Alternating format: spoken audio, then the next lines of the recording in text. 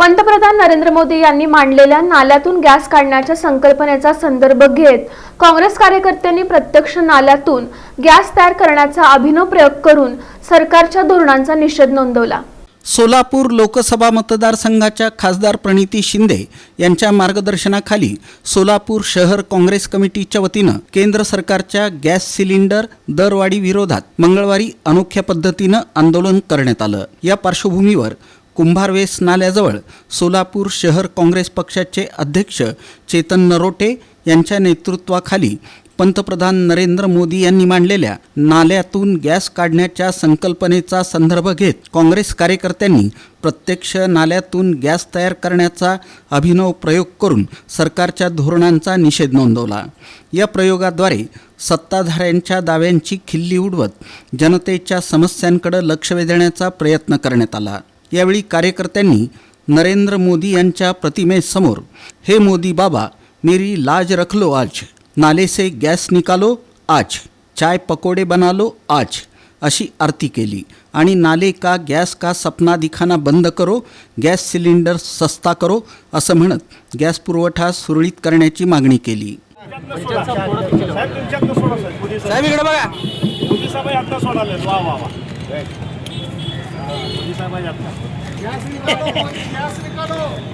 निकालो निकालो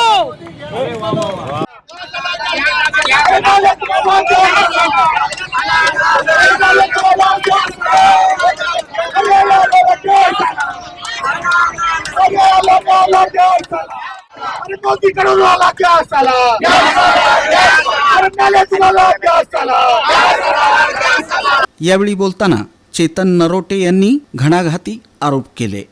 या आंदोलनात माजी महापौर संजय हेमगड्डी, प्रदेश सचिव राहुल वर्दा, महिला अध्यक्षा प्रमिला तुपलवंडे, युवक अध्यक्ष गणेश डोंगरे, मीडिया सेल अध्यक्ष तिरुपती परकीपंडला, सेवादल यंग ब्रिगेड अध्यक्ष विवेक कन्ना, उद्योग व वाणिज्य सेल अध्यक्ष पशुपती माशाळ, असंघटित कामगार सेल अध्यक्ष सुभाष वाघमारे यांच्यासह इतर पदाधिकारी आणि कार्यकर्ते उपस्थित होते। त्यांच्या विचारातून आपण बघता की न्यायालयातून गॅस काढण्याचा पूर्ण देशामध्ये प्रयोग चालू आहे।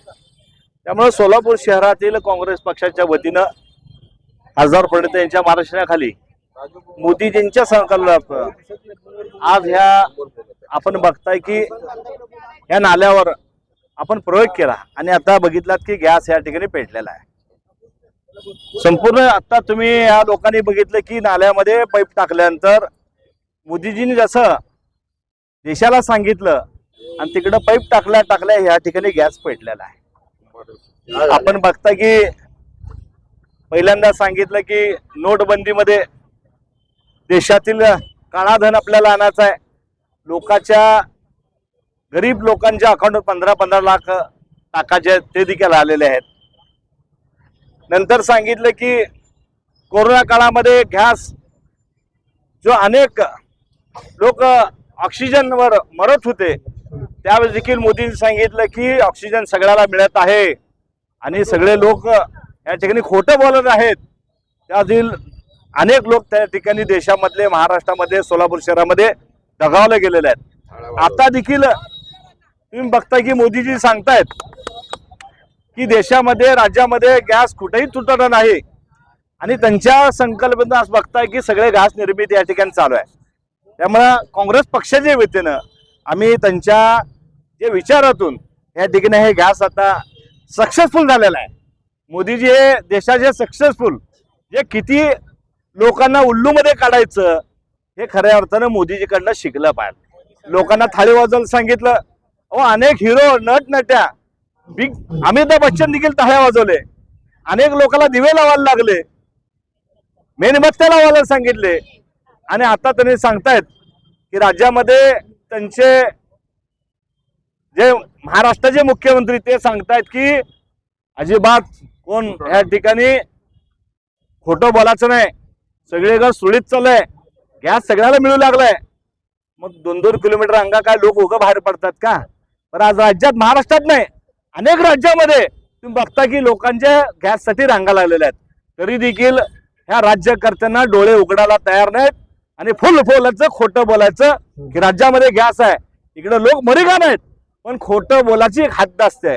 परवा बघितलं की सोलापूर शहरामध्ये राहुलजी गांधी फक्त चहा पिल्यामुळे आंदोलनमध्ये ज्यांची लायकी नसताना लोक त्या ठिकाणी राहुलजी गांधीवर टीका करतात. आपलं खऱ्या अर्थानं दुर्दैव आहे ह्या देशाचं. जे खोटं बोलणाऱ्या लोकांना देखील तुम्ही खांद्यावर घेता आणि जे माणूस लढतोय खरं बोलतोय अशा लोकांना ह्या ठिकाणी आंदोलन त्यांच्यामुळे होतंय. त्याकरता जे आंदोलन केले होते राहुलजी गांधींच्या विरोधात, आता आम्ही या ठिकाणी राहुलजी गांधींना काँग्रेस पक्षाचं दूध अभिषेक या ठिकाणी घालणार आहे. आणि आपण बघताय की आज नागरिक परेशान झालेले आहेत. कोरोना काळामध्ये झाले, नोटाबंदी झाले, आता सिलेंडर गॅससाठी LPG या ठिकाणी गॅस मिळत नाही म्हणून लोक रस्त्यावर उतरले आहेत. काँग्रेस पक्ष कुणालाही गोरगरिबाच्या वाऱ्यावर सोडणार नाही. राहुलजी गांधी जे संघर्ष करतायत त्या संघर्षाच्या पाठीमागं आम्ही सर्वजण काँग्रेस पक्ष लोकांच्या हितासाठी आम्ही या ठिकाणी रक्षणासाठी आम्ही ह्या ठिकाणी रस्त्यावर उतरलेला आहे.